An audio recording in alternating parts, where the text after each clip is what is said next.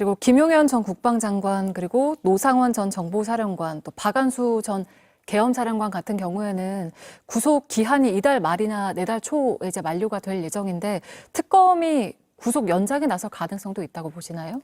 현재로서는 시간이 좀 부족하지 않을까 싶습니다. 김혜원 전 장관 같은 경우에 이번 달 27일이 구속기간 만료인데요. 네. 아마 그 전에 보석 결정이 나올 것 같습니다.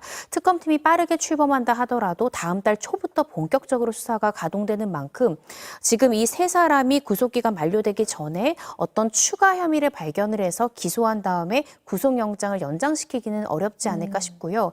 일단 이 세 사람에 대해서는 불구속 상태에서 예를 들어 윤석열 전 대통령의 외환 혐의를 수사를 하다가 노상원 전 사령관의 혐의가 밝혀진다면 추가 기소를 통해서 재차 추가 기소된 범죄 사실로 구속영장 발부를 요청하지 않을까라는 생각이 듭니다. 네.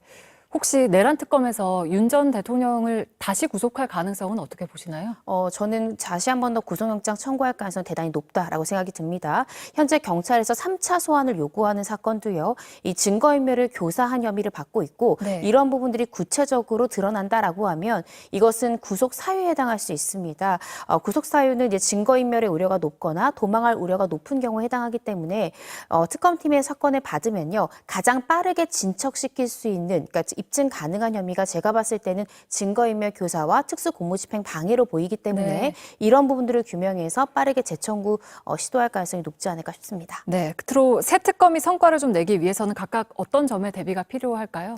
네, 내란 특검 같은 경우에는요. 이미 윤 전 대통령에 대한 내란 혐의는 현재 재판 진행 중입니다. 따라서 공소유지를 검찰에서 담당하고 있는 만큼 이 부분을 특검팀이 지휘를 해서 가져갈 것인지 아니면 실제 공소유지를 하고 있는 검사들을 이제 파견 검사로 받아서 특검이 실제로 공소유지를 담당할지 이 부분을 좀 빠르게 정해야 된다라고 보고요. 네. 김건희 여사 특검 같은 경우에는 현재 3개의 검찰청으로 쪼개돼서 수사를 되어 있었고 실제 피의자로 적시돼 있는 김건희 여사에 대한 대면 조사가 이루어지지 않았습니다. 그래서 빠른 관계자들에 대한 조사가 필요하다라는 생각이 들고요. 네.